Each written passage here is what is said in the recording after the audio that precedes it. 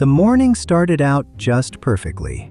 After yesterday's magic, the apartment turned into a jungle, and the Pokemon were sleeping sweetly in the sun. But the peace ended quickly. I looked into the fridge to find something for breakfast, and it was completely empty. The little guys flew closer. Their sad eyes and the loud rumbling of their bellies said it all without a single word.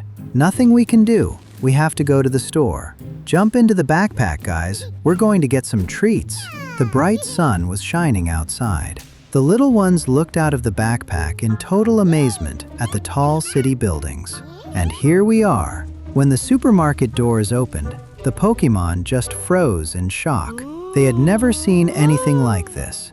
I put them in the child seat of the shopping cart, and Comfey proudly flew right next to us like a real captain. We quickly sped up between the aisles. For the little ones, it was a fun amusement park ride with speed and bright colors.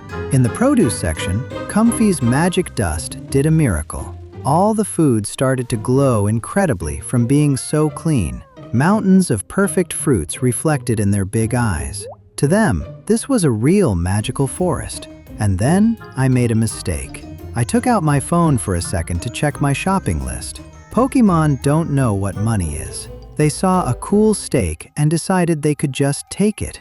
They grabbed apples, meat, whatever they could hold, and just bolted for the exit at top speed. The little guys flew past the register, leaving a magical trail. The cashier stood there in total shock, not understanding what was happening. I turn around, and the cart is empty. My eyes almost popped out when I saw them outside on the street. A loud siren went off. The store security rushed to the doors to catch my little flower thieves. Situation critical. Aisle 6. Possible intruder. Panicked, threw cash right on the register, and ran as fast as I could to save them. Outside, the police slammed on their brakes with flashing lights. Comfey realized things were bad and quickly sped up. He used his magic dust as a turbo boost. It left a bright, glowing trail behind him in the dark alley. I sprinted after them with all my might and could barely breathe. It felt like a real action movie. We ran into a dead end, a brick wall in front of us, and police lights behind us.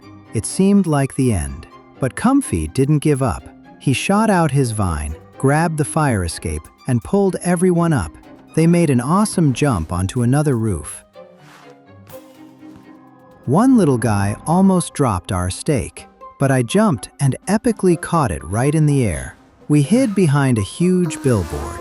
We were breathing heavily, but were super happy that we managed to escape. The heavy apartment door closed. The little guys happily dropped all our rescued food right on the floor. Time to make something very tasty out of this food. I slowly tied on my black apron. My little friends were already waiting to start cooking together. The Pokemon put on funny hats made of napkins. They lined up on the table like real chefs. We washed the tomatoes under the tap. The little ones really loved playing with the water and catching the drops. A wooden board, my big knife, and a heavy pan for our meat were already lying on the table. The steak looked absolutely super. The little guys curiously poked it with a stick because they had never seen anything like it. We worked like a real team. The three little guys could barely drag one big leaf of green lettuce. Comfey sprinkled his golden dust on the veggies. They became even fresher and started to glow with a cool light. I ground the black pepper. The sound was so loud that the little guys funny covered their ears with their leaves. All the ingredients were ready. The kitchen became very quiet, calm, and as cozy as possible. I generously sprinkled the meat with coarse salt. Comfey even tried to catch the crystals right in the air. The Pokemon held the heavy bottle with all their might while olive oil slowly poured onto our steak. I rubbed the oil and spices nicely into the meat. It looked so tasty that I wanted to eat it raw. A piece of butter fell into the hot pan. It instantly started to bubble and smell amazing. The steak touched the metal. The loud sizzle and smoke scared Comfey so much that he flew backward. I chopped the fresh cucumbers very quickly with my knife. The little guys watched it like it was real magic. They carefully carried big chunks of red tomatoes and threw them into our large bowl. Comfey squeezed the lemon tightly with his vine. The fresh juice was a perfect match for our green salad. I did a cool flip of the steak with the tongs. Melted butter and rosemary. That smell filled the whole kitchen, making my mouth water. There was too much smoke, so Comfey started spinning really fast. He worked like a real living exhaust fan. The finished steak lay on the board to rest. The juices slowly dripped from it. It looked perfect. A crispy crust and an awesome aroma of spices.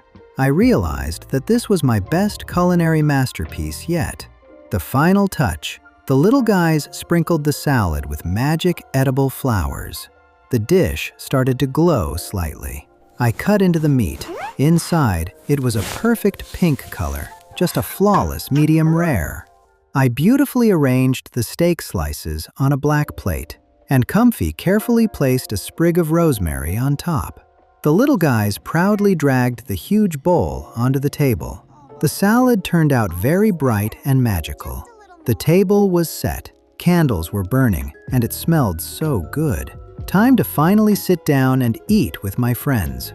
Comfey closed his eyes in pleasure. For the first time in his life, he was tasting such a delicious city salad. The little guys also happily munched on the greens. Their cute faces were completely smeared with lemon juice. I raised my glass, and we quietly clinked to the fact that we managed to escape and eat so well. It was a super cozy moment.